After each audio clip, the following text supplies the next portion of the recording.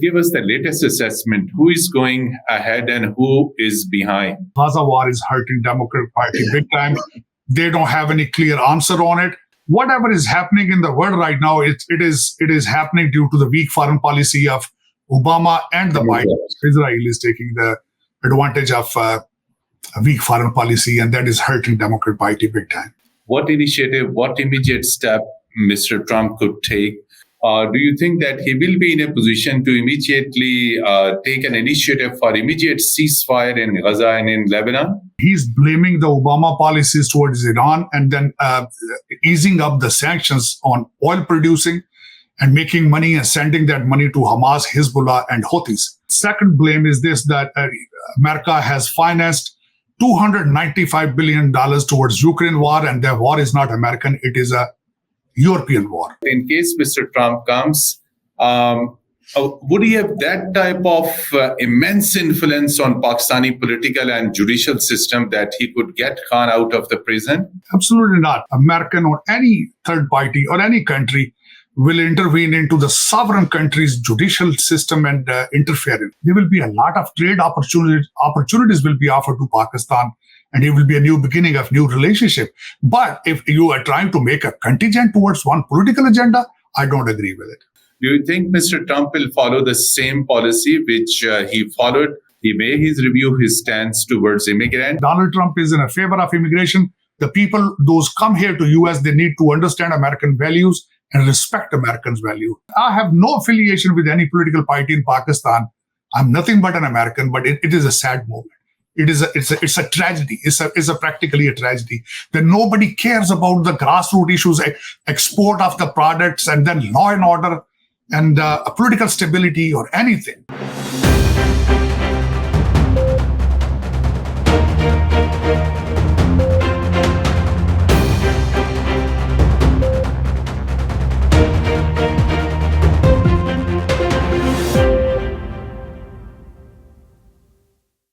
Bismillahirrahmanirrahim. Assalamu alaikum. Good evening from Islamabad.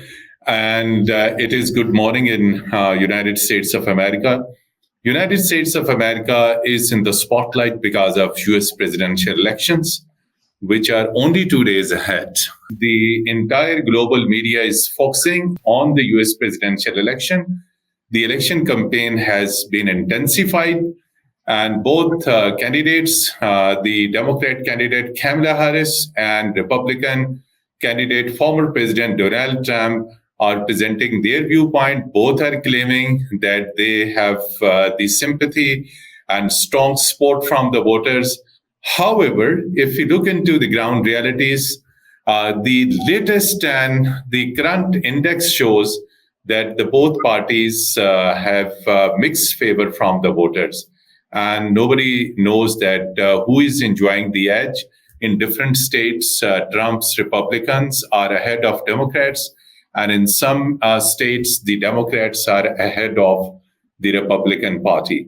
And both candidates are also presenting their viewpoint on American domestic economic situation, America's war policies, and most important thing, dear viewers, how American Muslims are thinking or what they want from their candidate vis-a-vis the situation in Middle East.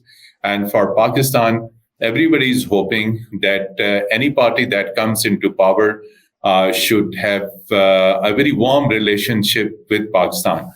And the other day, we gave you Democratic viewpoint. Today, we have very senior Republican leader and former advisor to the former president of the United States, Mr. Donald Trump.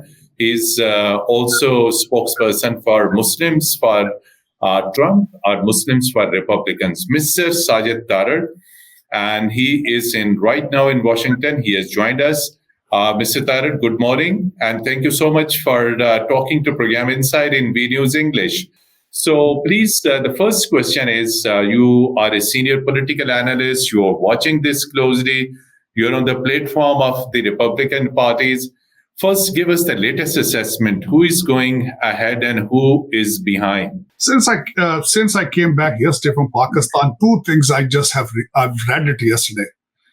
First is there's a gentleman. His name is Alan Lynchman, and he has been predicting results, and he is related to American University, and his predictions were 9 out of 10. They were correct, and he's saying that Kamala Harris will 9 out of 10. 9 out of 10. And second gentleman who has predicted the similar situation, his name is James Carville. But these are both gentlemen. They were on CNN, and ultimately CNN picks up the people; those are leaning towards left. The Alan Lynchman, he has established his formula, which is 13 points based, and this is what he has been predicting. When I came back yesterday, the things were two things were the final thing, almost final things. First of all, Donald Trump will be in Pittsburgh, Pennsylvania today, and two things I saw this morning. One, Kamala Harris has tried to go to the Saturday Night Live to gain the support, which I heard is not working. Second thing is RFK, Robert F. Kennedy, who has endorsed Donald Trump. He said that he will, if Donald Trump wins, we will remove fluoride from the water. But both are not working. Here, the situation is the New York, two polls I want to give you the reference. First poll is New York Times. The pollster is Siena College Battleground. They are saying that Kamala Harris has 4 states out of 7. 4 out of 7. 4 out of 7. And on the other Republican side, the name of the pollster is Real Clear Politics. They are saying that Donald Trump has 4 states out of 7. Other thing I have seen this morning, matter of fact, the Midwestern battleground states, which they are called the Blue Wall. Blue Walls, they have in 2016 election, Donald Trump had all of these 3 states, and they always vote together in similar fashion. These states are Pennsylvania, Michigan, and Wisconsin. Another term is called the Sun Belt. And Sun Belt states are Georgia, North Carolina, Nevada, and Arizona. And this is what they are saying, that this time they may be tilting towards Kamala Harris. And now I wanted to tell you what is going on the ground reality is these are polls. Yes. Polls I have seen overall, they are just like a gimmick or something, because two or three questions, they arise from the polls. Who is paying for the polls? What is the group of the people where they're picked from? And what is the number of people they have asked this question? So because most of the pollsters I have seen, they give you the poll numbers and then they say the margin of error is 5% or something. So it is not a reliable thing to rely on it. Here, another thing, in Pennsylvania, since it's a battleground, it is very important states. That's why Donald Trump is there today in Pittsburgh. 39%, this is what another thing I read, that early voting is working in a favor of Donald Trump, because 39% voters from Pennsylvania, they are Democrat. They have participated into the mail-in voting, but they are 49% Republicans. They have voted in early voting. And right now, that Kamala Harris, she is relying on the African American Black voters in Philadelphia. Let's see how they come out. And right now, most of these states, Donald Trump has an edge over the white male voters. That's what he has. And due to this base early voting, one of the Obama's manager, a political manager in 2012 election, his name is Jim Messina. He has said the early voting is favoring Donald Trump. So this is my analysis since this morning. But question is this on-ground reality. 2 points I wanted to put up in front of your listeners and viewers. If you ask this question to any Republican, where is Biden today? And nobody had to know where he is. And second thing is this, even then, the Kamala Harris has been trying herself the best to distance herself from the Biden policies, but I think it's not working. Each time she goes into any rally, she said, I will turn the new page, but you are still part of the page. You are still in the White House. That is a difficulty. When I came back, 4 recently rallies, the people have been heckling against the Gaza war, and she was not successful in it, giving them any proper answer. And when recently in Michigan, Muslims have endorsed Donald Trump, and their numbers are 52%. I have been with Donald Trump since 2016. First year when I was with him in 16, only 7% Muslims voted for him. Second time, 2020, there came about 20%, but this time, due to the Gaza war, their number has been increased. 52% people supporting him from Michigan, that their vote matters. And matter of fact, last thing I wanted to tell you, in the rally of the endorsement, the Muslim imams from the Michigan state, they said that Donald Trump is a peace president. He's not the war president. And that's what the world is expecting. Donald Trump's achieved the same results from the of the war, from sanctions, embargoes, and tariff. So that's why it's considered a peace president. Mr. Tarar, since you represent the Muslim community for the Republican Party, tell us, there is a very large Muslim community living in the United States, stretching from Africa, then Arab world, then also of South Asian origin. So where Muslims stands now in terms of these presidential elections? Which party they are more inclined, either towards Democrats or towards Republicans? And if they are towards Republicans, since you represent the Republican Party, is Republican parties addressing their concerns, addressing their viewpoint, particularly on Middle Eastern situation? Yes, of course. Here, historically, most of the Muslims, they used to be Republican, but since the Barack Hussein Obama came into the picture, so their support went towards the Democrat Party. But right now, this is exceptional. I think the Gaza war is hurting Democrat Party big time. They don't have any clear answer on it. And they don't have any policy. They don't have any policy. Matter of fact, it has been noticed that when the Kamala Harris is facing Palestinian, she will say that I will have an arms embargo. But when she goes to the White House in the same evening, they give a package to Israel, $8 billion. It has been historically proven. And let me explain a little bit more.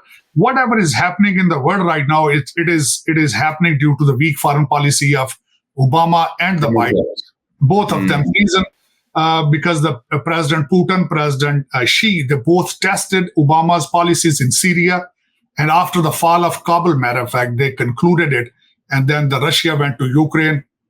And even then right now, not only President Xi and Putin, but the Bibi Netanyahu, if Israel is taking the advantage of a weak foreign policy, and that is hurting Democrat Party big time. That's right.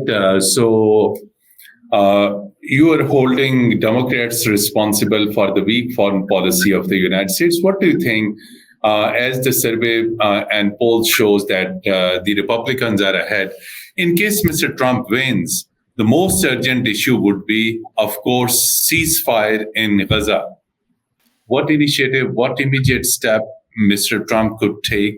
He may come into definitely office in January 2025. So do you think that he will be in a position to immediately take an initiative for immediate ceasefire in Gaza and in Lebanon?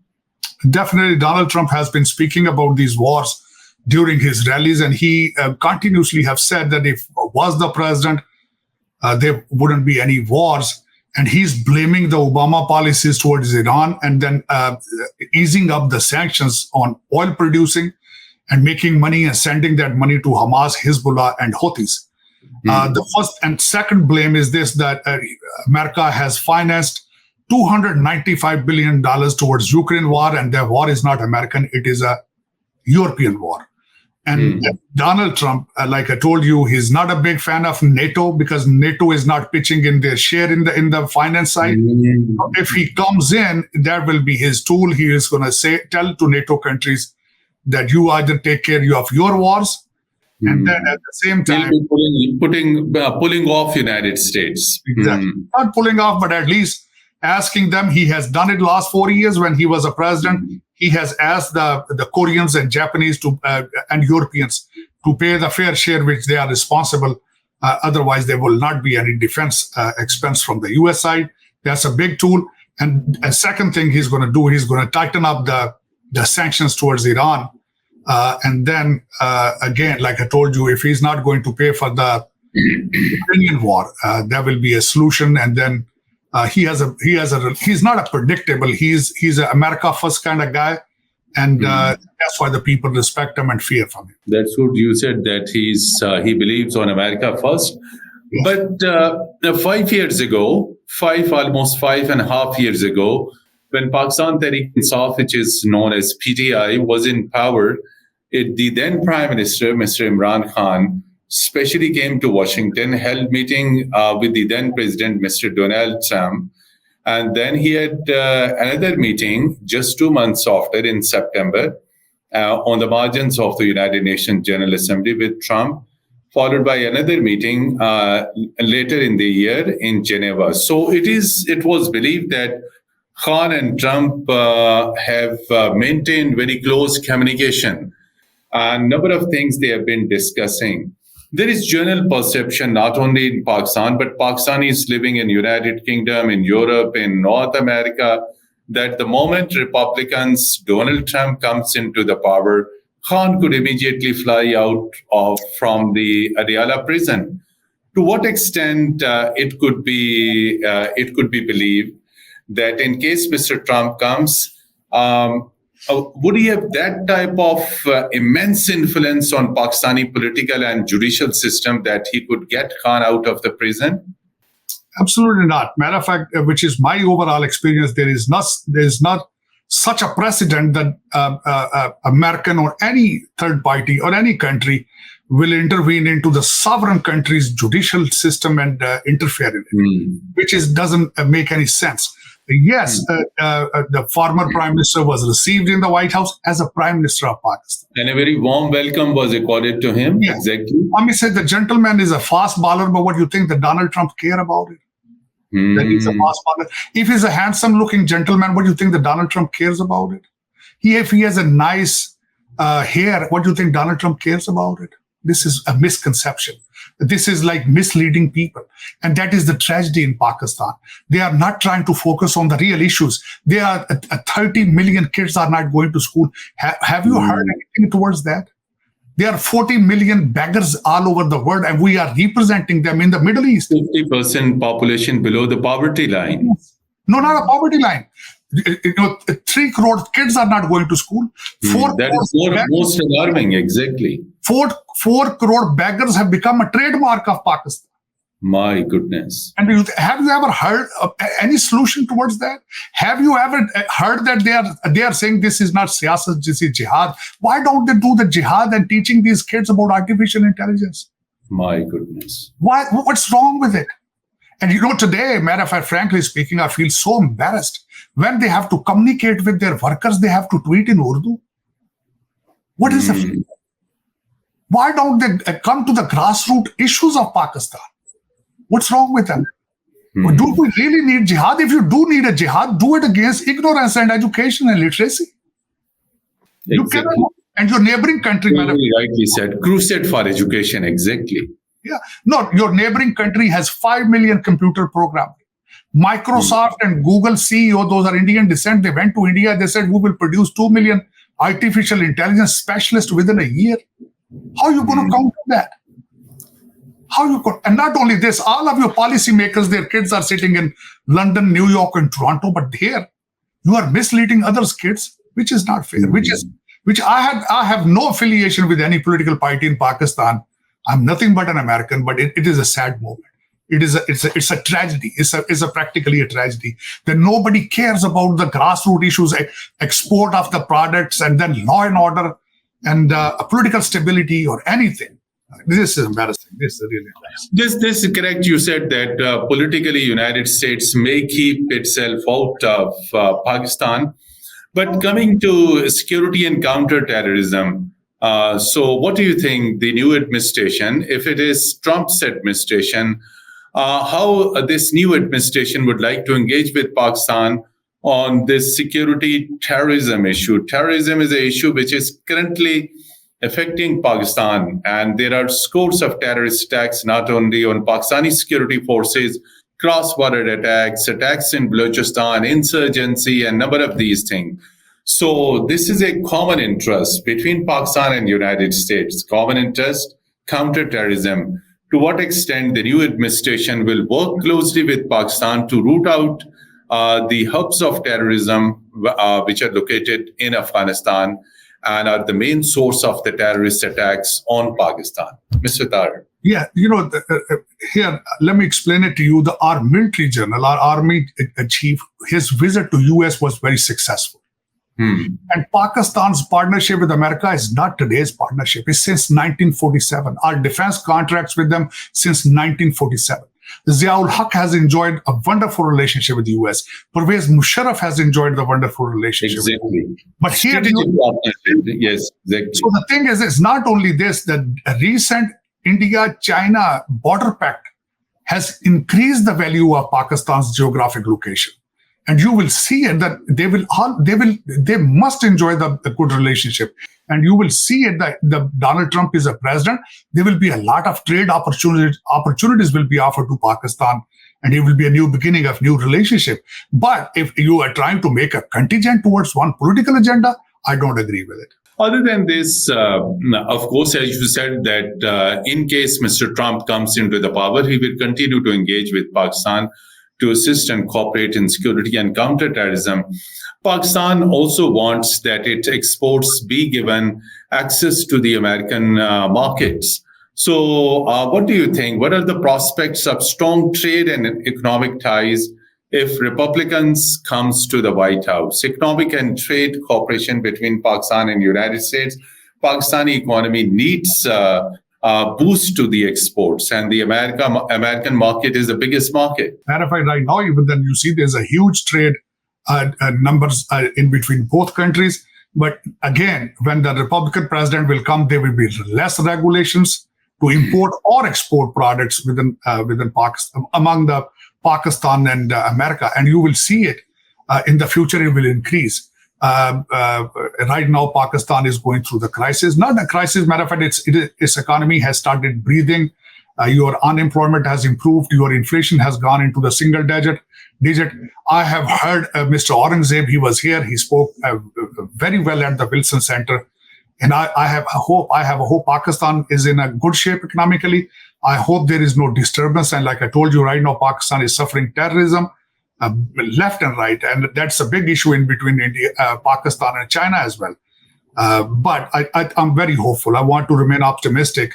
And I request these people, all the politicians, to work for Pakistan, not for their own personal gain. Please put all your differences on the side. Right now, Pakistan needs love and care, which we haven't been doing it since last 77 years. For God's sake, let's focus on our 25 people and against the poverty. All of our neighbors has been growing, even than Bangladesh. Other day, Afghanistan, Taliban even then has made jokes about us that you are a regional threat. So let's start loving Pakistan and give Pakistan what it needed. Mr. Tarar, previously when Mr. Trump was in power, particularly his early years, first and second year in the White House, he has been quite, he had a very tough policy, which we make out, he was hardliner on immigrants and particularly towards the Muslim world. Muslim world, having 57 countries, have very strong political, diplomatic and trade ties with the United States. Do you think Mr. Trump will follow the same policy which he followed as a president of the United States? At this time, he may review his stance towards immigrants, and immigrants in the United States are the strength of America. Definitely. But here, let me tell you, I have been around him since 2016, and I completely understand what is his mindset. He cannot be against immigration because he's a grandchild of an immigrant himself. Exactly. His two wives are Russian descent, two of his wives. Matter of fact, he just became a grandfather of a first Arab American. His daughter a younger daughter is married to an Arab fellow. But reason, the one biggest issue Donald Trump has is the left-wing media enterprise. They have a propaganda against him. Let me explain what is the situation with Muslim Americans and immigrants. Imagine about it, when he became a president in 2016, his first trip was to Saudi Arabia. So which is not fair. Very historic trip. We still remember exactly. Exactly. And second thing I wanted to tell you, that we Republicans, we agree, we love immigration, but we tell them to come from the front door versus jumping the wall. So the thing is, and the quality of immigration, Donald Trump is in a favor of immigration. The people, those come here to US, they need to understand American values and respect Americans' value. So the thing is this, that's what the difference is. Versus when you plan to bring 21 million illegals and try to adjust them or settle them in swing states to make America one party rule, that is dangerous for American democracy. And right now, 21 million people have no record who they are, either the criminal or either they are here to hurt America. So they have to be deported, and we have to believe in the legal immigration. That's what it is. As the ground realities and the ground fact shows that 50-50% situation. And as you also said that Trump is totally changed this time. However, there could be surprising results finally. And if Democrat comes into the power, as there have been media reports that Trump has announced that he will come out on the street along with his workers. So do you fear the violence at the time of the result, as American National Guards have also been called in and they are on high alert? So what do you think? The result will bring violence in the United States? Historically, if you have seen, Republicans, they are not the violent people. Why? Imagine about it. They have punished January 6th people for 18 years, 20 years in prison. Anybody came out? Who attacked the White House? It was a Black Life and Antifa. I think they have a fear of them. If Donald Trump wins, there will be a violence versus the Republican. And Republican, if you historically believe that they are patriotic people, they still carry flag. I'm carrying flag right now. You see on my shoulder. But here in America, if you have a flag on your shoulder or holding a flag, you are called racist, because has been told people American flag is racist, and our young generation have been burning American flag in New York. First time I have seen that 36 years. So the violence is expected from the left side, not from the right side. And you spoke about the Republicans' policy towards Middle East, war, Ukraine, Muslim world. Now coming to American domestic economy, which remains the biggest challenge. And both candidates have spoken about their priorities, how to stabilize American economy. If American economy goes down, it has deeper impact on the rest of the world. So, and within the American economy, the common American, and the Trump has been saying that he will make more cuts on the taxes on the common American and will bring economic relief. You think in this tight domestic American economic situation, is this possible for Mr. Trump, if he comes into the power, to stabilize American economy, and what immediate formula he may have? First of all, he's going to bring the drilling in this country. We are holding more oil than Saudi Arabia in this country, and there will be the key driver to our economy. And second thing is we have to start promoting American manufacturer, giving them incentives and things.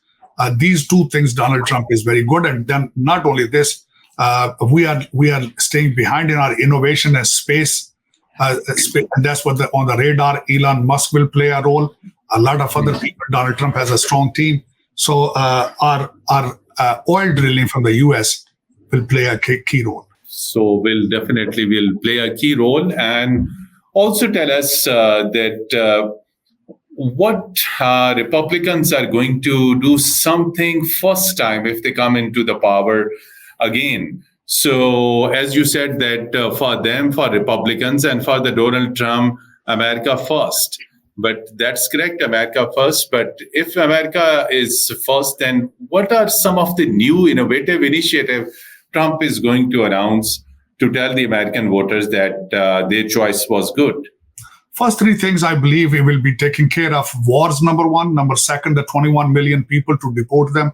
And third thing is this, this is what I believe in, that he will be trying to focus to give a jump shot to economy. These are the three things he will be doing: cutting down the taxes, increasing export, and talking to China. Taiwan will be on his table as well. This is since you talked about China and Taiwan. So today, the United States Air Force, along with the Japanese and other allies, have conducted air drills in that particular area, in the area of Japan that is called South China Sea. Yeah. So in the days to come, do you think the tension may escalate between China and America and its allies in the South China Sea over Taiwan? Matter of fact, the thing is this: this is what right now that America has decided that they have to get out of the small conflict, and China is the target right now. Yeah, biggest challenge, exactly. And you see the expansion of Chinese Navy and their new alliance built with Russia. And Russia has been teaching them, even then 1,000 North Korean soldiers. So have landed in Russia, exactly.